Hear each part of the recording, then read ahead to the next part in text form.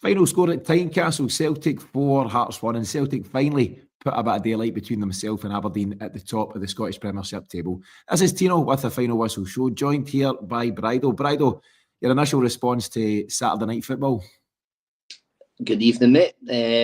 I love the idea of the kickoffs. We just talked about that before we came on.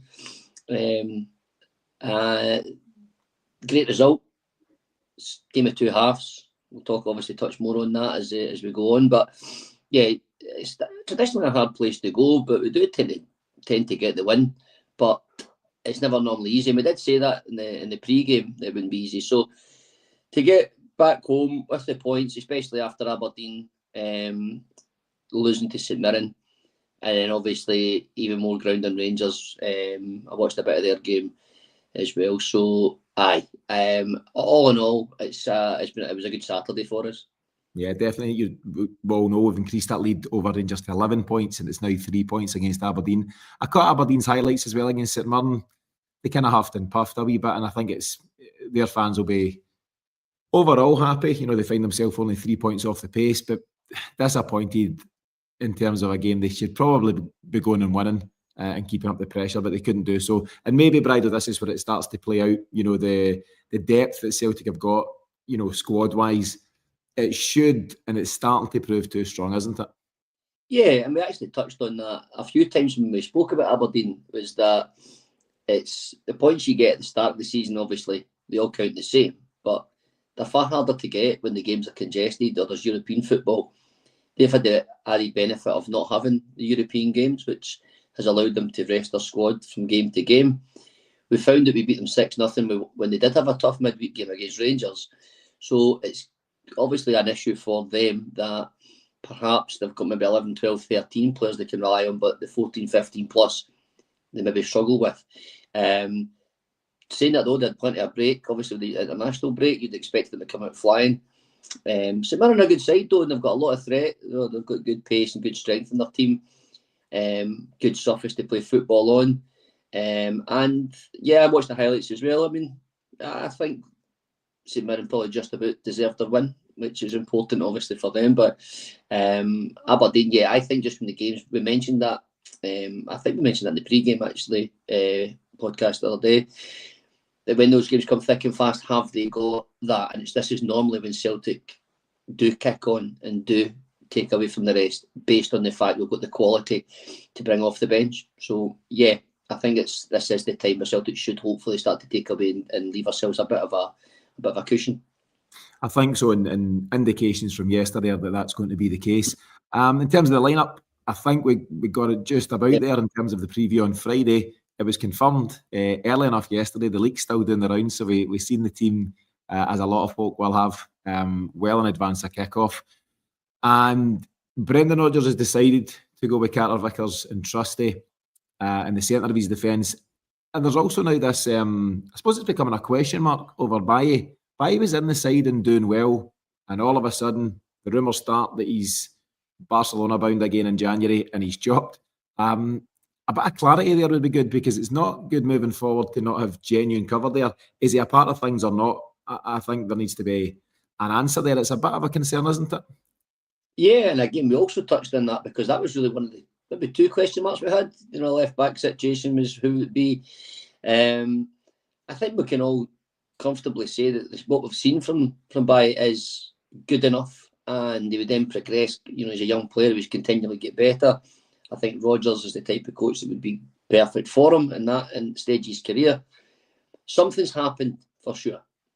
Something's happened, because you don't just disappear from the starting 11, and he's disappearing from the matches. You know, Greg Taylor was not having a good game yesterday, and it was crying out for that to get changed, to be perfectly honest. And I expected it to get changed, and it didn't. He did send them out to get warmed up, I believe. I think he sent the 3 players which I thought would come on.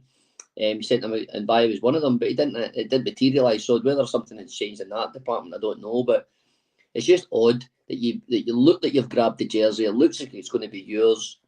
Most Celtic fans would maybe agree and say, you know, he does deserve that, and it's his to lose. To then not be involved that often since, yeah, something's not quite right. And I mentioned that, it just seems to be a position we just can't get it fully rounded off with, Greg Taylor being one, and then somebody to take it off him and then keep it off him and let him challenge for it back. So we just need to get back to the drawing board if that is the case with Bailly. If he's going back to Barcelona, like we see the rumours, then so be it. We just need to go back to the drawing board and then spend another God knows how long trying to find one. Yeah, do you know that's the thing? Just when I looked, we'd found a pretty reliable left back. He's out again, so let's see what happens. I mean, he might well come back into the side against Brugge in midweek. We'll touch on that towards the end of the show here.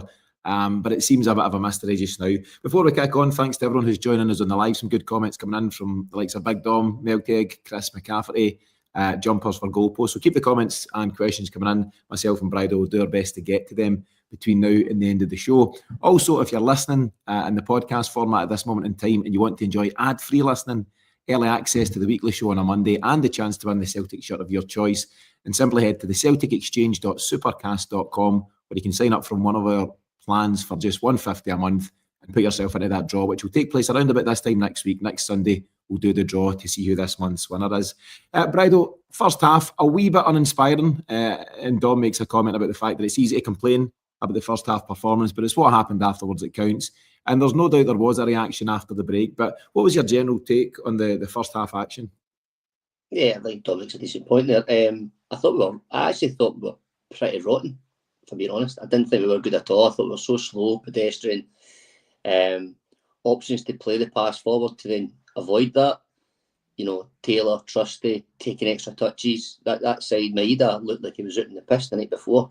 I think he'd actually been for a few Saturday afternoon pints. Maybe Miff was involved in that, but I thought it was absolutely rotten. And it was a really tough watch, I thought, from what we're used to. You can't overly complain. That's not what we want. That's not what we're here to do, really. It's just assessing what we've seen. And we just didn't do anything. We just, McGregor he wasn't great, but when he got the ball, he cut a kind of frustrated figure, almost as if he was saying there wasn't enough movement there. I had about a 4-hour argument with my brother regarding Arne Engels, and he's saying he doesn't do enough and he's not for him. And I'm thinking, geez, well, like, how can you shut a player off so quick? Hatate wasn't that great, but he wasn't the worst by any stretch. So when you kind of find that all three midfielders aren't having a good game, you tend to find it's because it's a collective thing that's gone wrong tactically wise. I just thought we just didn't move it quick enough, and we didn't make the brave passes. And it does come from, to be fair, your fullback's not playing it early enough to the midfielders especially when they're under pressure. So a few times Hatate dropped into space to take it.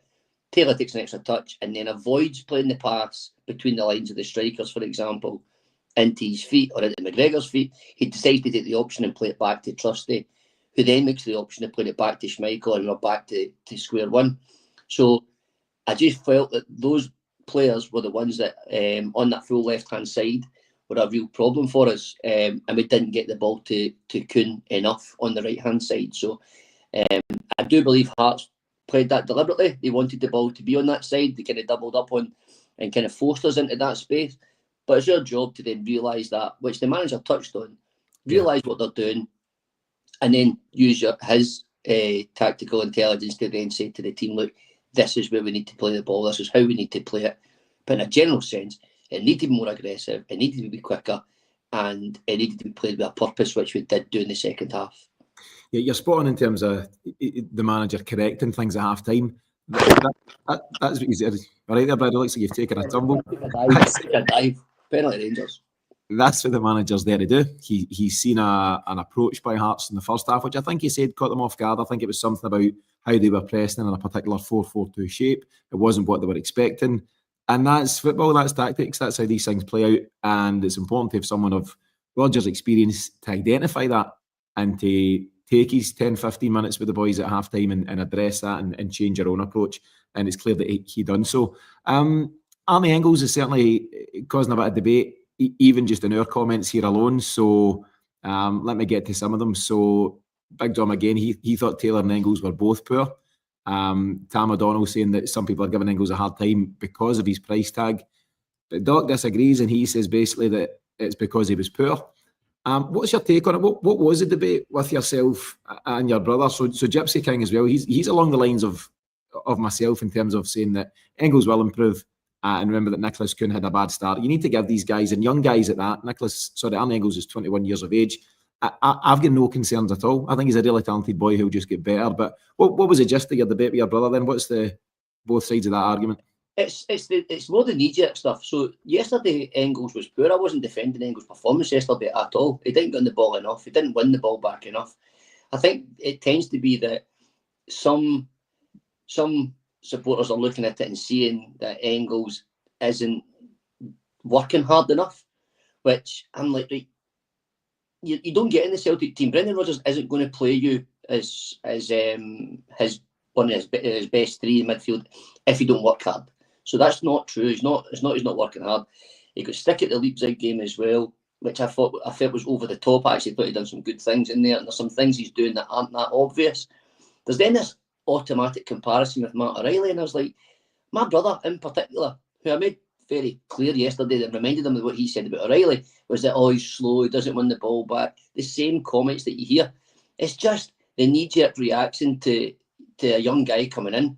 He started the last two games for Belgium. Now, that's based on the fact that they know how good a player he is. Belgium are no mugs. I mean, they're one of the top teams in European world football. It's just like, it's as if we can't just be satisfied and be happy. I've got no problem with people criticising individual performances. He was rubbish yesterday.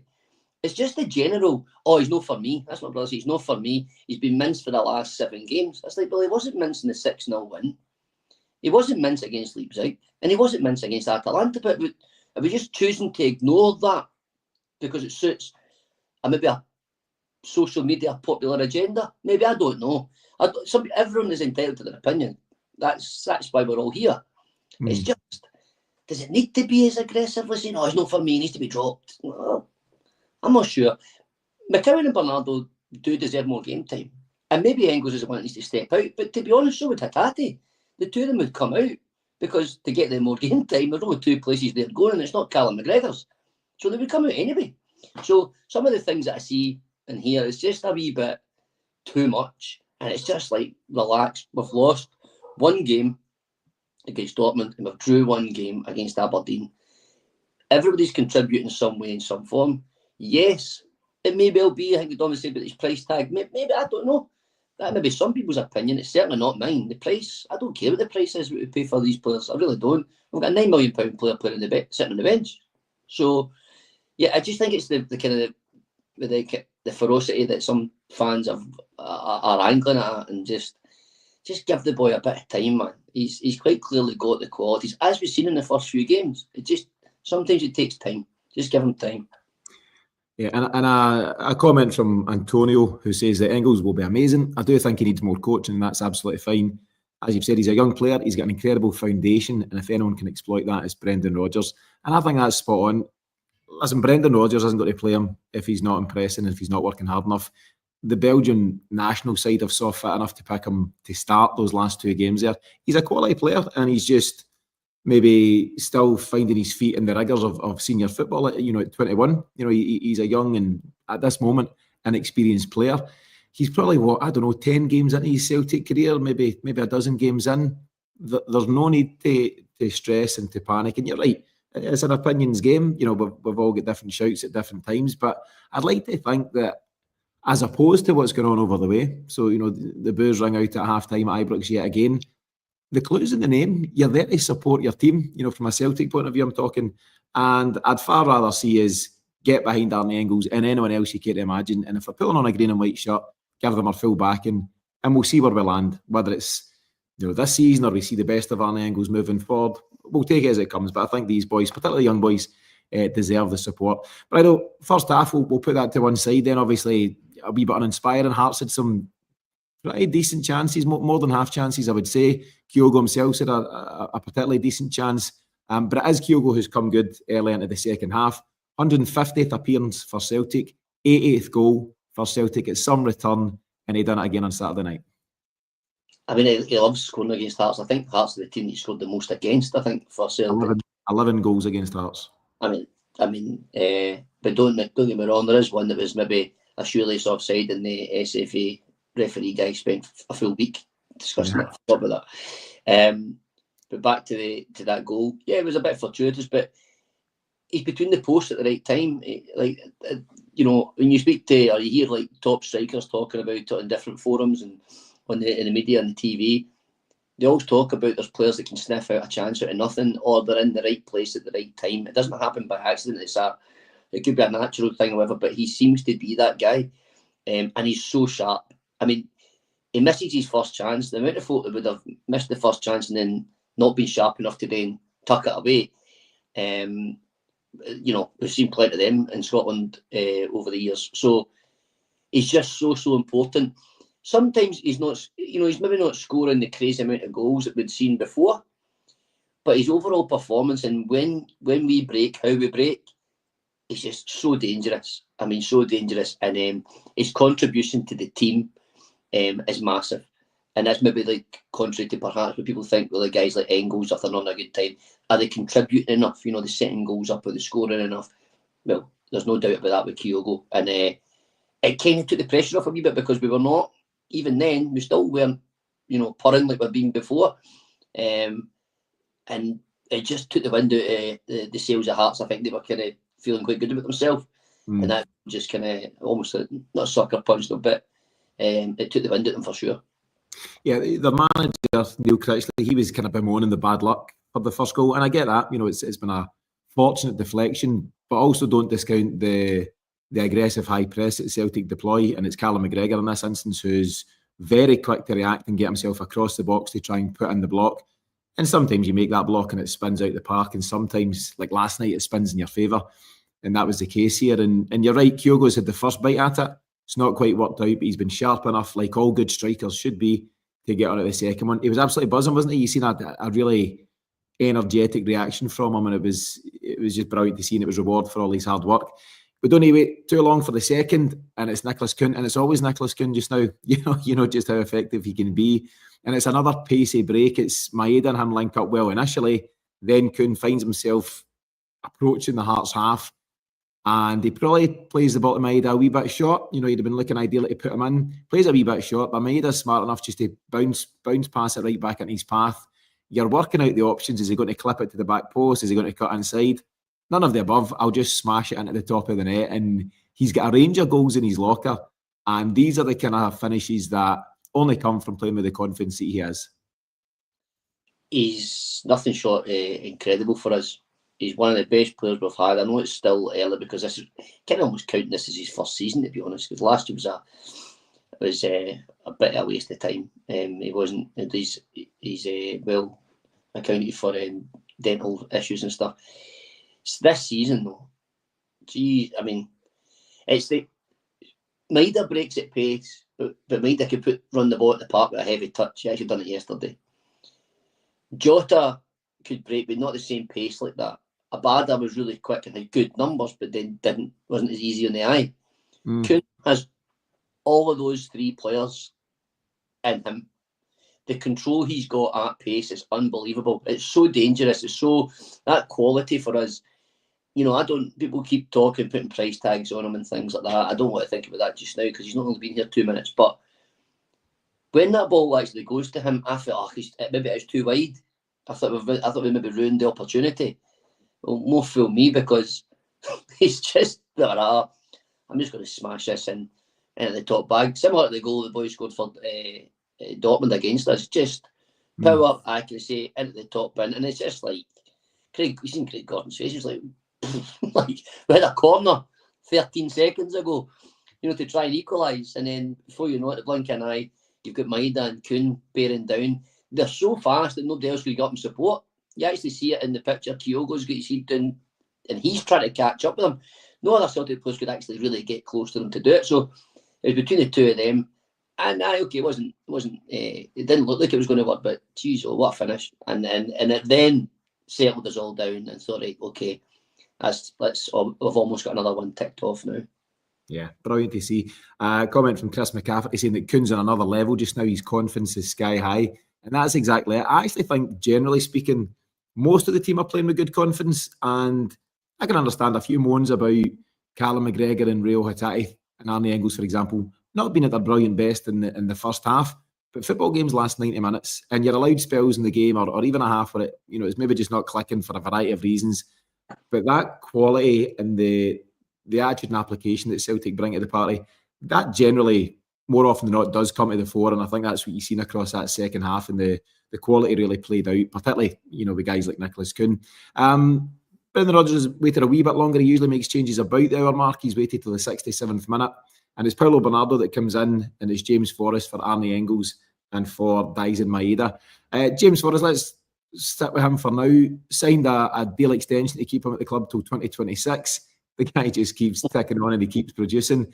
And actually, the performance he put in, call it a cameo or whatever, but the performance he put in against Hearts is exactly what we've come to expect of James Forrest in recent times. He's turned into a very mature footballer. His ball retention is excellent. There's no stray passes, no slackness. He's always in control of things, and he's also creating chances and opportunity. And I think he deserves the deal. I think he surprised quite a lot of folks by proving that he's still got a part to play here.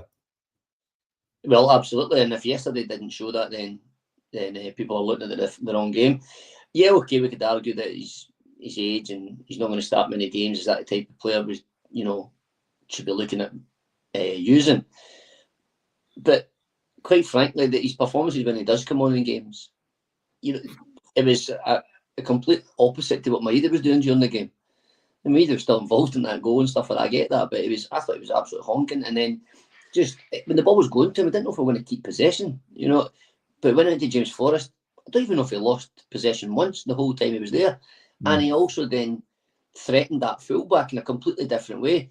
That fullback looked like he had the mark on Idah, to be honest with you. He made him keep facing his own goal, and Idah's not the best facing his own goal. And there wasn't much room to drift in. Forrest just looked like he had far more control. The ball stuck to his feet and he was drifting in, and he was then allowing us to move Hearts players into places they didn't want to go, but it's then allowed us to create more space, to create more chances. And ultimately, we just got more control higher up the park when he was there. And yeah, he's more than deserving of that. And I'm glad, because he'll be a squad player. We know that. And the experience, so guys like that is they're trustworthy guys. We know, and you can't have enough of them in your team. And we've seen that when teams don't have that and they try to resort to a different way, it doesn't really work. So, yeah, delighted for him, and I'm delighted for Celtic, and I'm delighted with his performance he put in when he came on yesterday. Yeah, and I think we've come to accept that James Forrest, as a squad player, he'll start more games on the bench than in the starting 11. And I think most importantly, he's accepted that. He seems to have kind of found his place, at his age and stage of career, and he's comfortable with that. He enjoys the environment he's in, clearly, the fact that he signed the extension, and he's more than happy to come on when required. He's looking after himself. He's looking in great shape. He's looking strong. He's still got that, burst of pace, all these things. And I think he's a great asset to have. And I actually think all decent sides need these kind of players to be around. You cannot rely on just your starting 11, given the programme that Celtic face, 50 plus games every season. It can't be about the 11. You've got to manage that squad through, and I think the manager's doing that pretty well. On that note, though, Brydo, Paulo Bernardo, as I say, he comes on at the same time. Again, has an impact in the game. I think he's a very good footballer. I've said a number of times now that I feel that he will feel unfortunate and unlucky not to have started more games, because he's done very little wrong for Celtic. And I don't know, we've got this big game coming up on Wednesday against Brugge. Is he due a start somewhere down the line here? Yeah, I mean, he's again probably similar to McGowan and Forrest. When they're coming in, Idah yesterday, they are impacting the games in a positive way. So all they can do is keep doing that. Bernardo's still young. He's still got a lot to learn as well, similar to Engels. There'll be things that they do. Perhaps the manager will have to guide them on and coach them a bit more than they would, say, for example, Hatate. We're in a position where, say if Engels was to be dropped on Wednesday and Bernardo started, I think the majority of Celtic fans would go, that's okay. That's how comfortable we are with these guys. And it wouldn't be overly surprising just based on performance maybe in a few of the games. So I think he's a really good footballer. You're not the Portugal under 21 captain for nothing. Just like you're not playing for Belgium in the last two games for nothing. There's something. These guys are obviously got a high degree of quality. And we've seen that with Bernardo. I think there's maybe certain games suit him more. I think that's where the manager might see it. There's certain games that will suit him. He's very physical. So if there's a game perhaps we're not going to have as much of the ball, perhaps he'll get the nod because he's very good at winning it back. But he's got real quality. And I think we should be excited at the fact that guys like that are on our bench. And it is showing where we are as a squad and a club at the minute. That we've got guys like that maybe a few years ago would be like, oh, Portugal under 21s, oh, he must be playing all the time. Well, that says he's going to be a star player. No, he's there. He'll do a job. And if in the time comes, the manager thinks he should start more games, then he will. We just got to trust the manager based on what he sees every day in training. So wouldn't be surprised if he starts against Brugge at all. And he's had some big moments for Celtic. He scored against Rangers. He played a pivotal part in winning the cup. Yeah. So, yeah, I think Celtic fans, we should all be excited about the prospect of Bernardo, but even he's here and now is very good. Yeah, absolutely. A few good comments coming in. 1976 Doc, not to be confused with G-Doc, got two Docs on this show. He says, Forrest will become Celtic's most decorated player in history next season. Why would he want to go anywhere?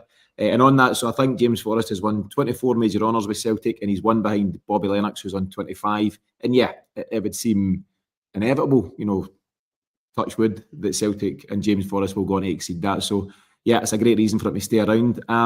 Martin Nichol makes a comment. Martin says that the subs should have been on at half-time.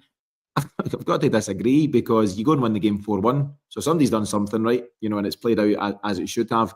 But I can understand the sentiment because, as I say, taking a snapshot of the 45, you go, Idah's not at his best. Even Hatate, who went on to get the man of the match and different things. But managers have got to be very careful making subs at half-time, Brydo, because I think it's a real snub to a player.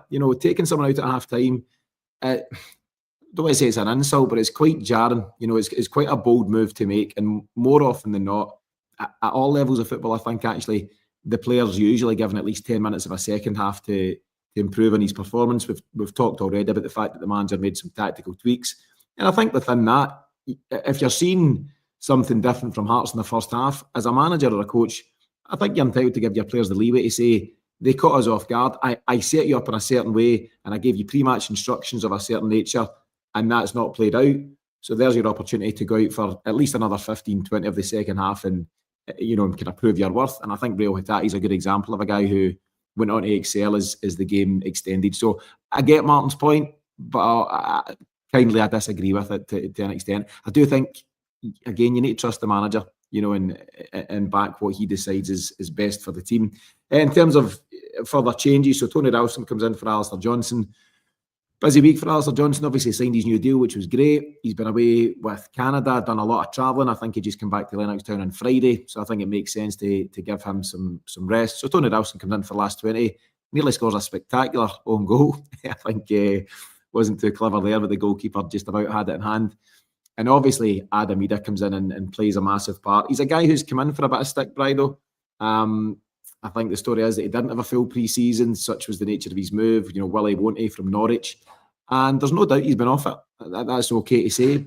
But the body of evidence is there as well, that we know he's a talented player. We've seen a huge impact from him last season. And he's gone and done similar last night. He was very good when he came on. Yeah, and I think we touched on that in the pre-game, that it looks like a player that maybe just needs a couple of goals, and that's obviously what he got. It's difficult sometimes as well, remember, because he's still quite young, and there's certain games that maybe the manager's asking him, like Kilmarnock away was a good one, to go and do something. What he done last season in that game was unbelievable. It was one of the best kind of number 9, target man type performances I've seen for a long time. He then, in the Kilmarnock game there, it was abysmal just from start to finish, just with the pitch and stuff like that. It was just garbage to watch. So he wasn't alone in that he didn't really play that well. He played well at Atalanta away, done a really good job. So I just think, people will criticise because we've not seen that much, but in the games that he did start, he's not done enough. I think even for the island as well, he's not done that great. So it's not just Celtic, but maybe he just needs to find that wee bit of sharpness, and perhaps those 2 goals. And then the amount of games that are coming up, he'll get more game time. And hopefully then we'll start to see what we've seen last season on a more regular basis. I think he's got it in the locker, so let's not be overly quick to overly criticise, but he does come in for criticism, probably rightly, because he's not done a lot that's been crazy positive. But yesterday, all he can do is come on, as good as your last game, so to speak, comes on and gets bags himself a couple of goals and a fantastic penalty to make up for the one he missed there last year. So yeah, he'll do fine. And Ralston was just Ralston. I mean, he does some stuff that you think, oh, that's great, he does that. Me and my brother actually, and my dad, that we actually, when he does something really, really good, we call him T-Dog. And then when he does something awful, he's back to being Anthony. And he's got a lot of Anthony still left in him, unfortunately. But T-Dog does turn up now and again. And we're delighted for him when he does. But sometimes he just does stuff and you're like, wow, what on earth were you thinking there? I.e. the own goal that he nearly scored after a minute of coming on. So, but he does a job for us. You touched on Forrest. Ralston's the same. That group of people in a squad, in a club, that are on the fringes and that are, I'm not saying happy to be the subs, but they understand their role and they're not creating, they're not creating negativity in the dressing room and stuff. Yeah. Really, really tough to keep that group of people happy. Really, really hard. It's easier when you're winning because you're like, well, the guy in front of you is doing everything right. I just think that keeping those players and those kind of honest professionals is really important. So as much as you get limitations, Scales, Ralston, Forrest, we know that. But they're important that they're there because of how they conduct themselves. Yeah, and I think, eyebrows were raised, by a number of the fans when Tony Ralston got his new deal, whenever that was, because you're thinking, is he the future? Is he the answer?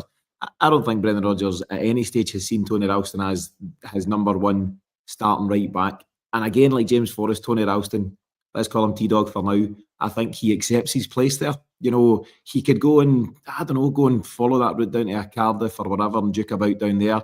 And he'd do just fine and he'd make decent money. I think he's a guy who he feels respected here. He's got his family life here. He knows his role and he'll be well paid to be at Celtic as well, as a backup or otherwise. And I think, stressing again here, but you need these guys around. That's just, part of the modern squad game. Just very briefly, conscious of time here, but the third goal is a well-worked goal. Jamesy Forrest playing a big part. Paulo Bernardo showing a great touch. Rio Hatate showing some quick feet. Eventually, we get a wee bit fortunate with the break, but it's Bernardo that pops it into Adam Idah. And it's a pretty good finish. Obviously, Craig Gordon gets a bit on it to take the sting out of it, but he's got enough on the strike for it to go over the line. He enjoyed it. He celebrated a wee bit in front of the Hearts fans, and I think he got a few pies and Pepsis thrown at him for his troubles. And then when the penalty comes around and it's James Forrest who wins the penalty, Idah plays it to him in the box. Forrest tumbled. I don't think there's any great argument. And it's a quality penalty. Keeper goes the right way, but if you put it that far into the corner with pace and power, no goalie saving that, and I think it's great for his confidence. And then what it does, Brydo, so let's move on and have a glance at Wednesday against Brugge, Arne Engels' old club, no less, and we've seen what Nicolas Kuhn done against his old club in Leipzig, so here's hoping. But you've now got a situation where you go into that game having scored 4 goals at a tough venue, and it's all your forward players getting the goals. Kyogo, your starting number 9, gets his goal. Adam Idah, that we just touched on, gets a double, so his confidence pops up. Nicolas Kuhn doesn't need any help with his confidence. He's absolutely buzzing every time he takes to the park. And all of a sudden, you get into this game in brilliant shape. Now, I think they had a big win. I think they won 7-0 against a lower opposition in their league, but they'll feel confident for that as well. But we know at home, this is a huge opportunity, Brydo, and a win here, 3 points on Wednesday night, just about guarantees you a place in this top 24. And Celtic players, fans, coaches alike don't need any bigger incentive to bring their A game on Wednesday night. No, it's massive. It's massive. And, we've more than thoroughly deserved the position we've put ourselves in. 7 points from the first 4 games. I don't, and they're harder games, and I think the next 4 are. Don't think we should have any qualms about expecting maybe the same amount at least. It doesn't work that way. We know that though. It's not like we're going to guarantee 7 because we're playing against lesser opposition. Far from it. Everybody's got something to fight for, and we've got to take it one game at a time in each of the competitions. And I'm pretty sure that at 2-0, the manager had an eye on that game coming up as well, the changes. And then I think it's just a case of we use our home advantage as best we can. We just go back to the Leipzig game, and if you can replicate that, we won't have any problems whatsoever. But you're right, the confidence is high because even the people that are coming off the bench are contributing. The squad's playing well. We know that there's some people can improve, and we know that some people need to do a bit better. We know some people have bad games and whatever else. Some people are having bad halves. I've seen that with Greg Taylor against Leipzig. It was shocking in the first half, and then he had a really good second half. So, sometimes that happens in football. One moment in a game just gets your confidence back up, and before you know it, you start to then produce again. Ultimately, that's what we need across the board. When you play at Champions League level, it has to be more on it than those are off it. And I just think we're in a place with the manager and the squad that I can't see us getting anything but a win on Wednesday. I really can't. And Bruges will not be necessarily looking forward to it that much, I don't think. Yeah, I'd agree with that.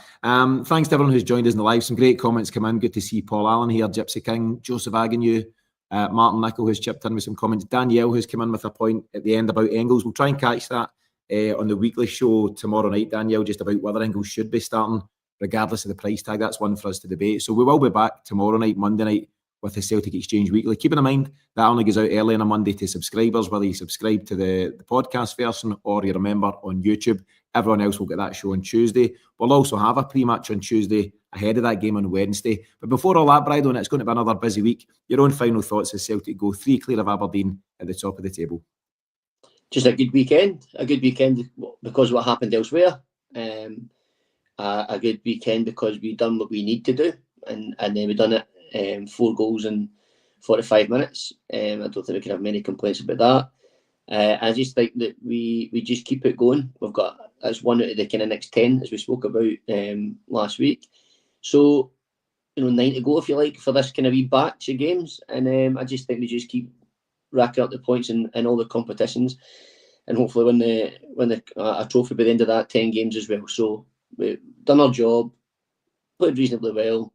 Some players looking a bit better, some players need to improve, but all in all, at Celtic right now, we're in a really, really good place, and that's credit to everyone involved. Yeah, 100%. Put very simply by Paul Allen, who says things are just looking good for the Hoops at the moment, and nobody can disagree. We talked about coming back to the international break and that 10-game run of fixtures that we've got between now and the end of the calendar year. We've ticked off number 1, and let's hope we can tick off another one on Wednesday night against Brugge. As I say, we'll be back tomorrow night, Monday, with the weekly show for subscribers.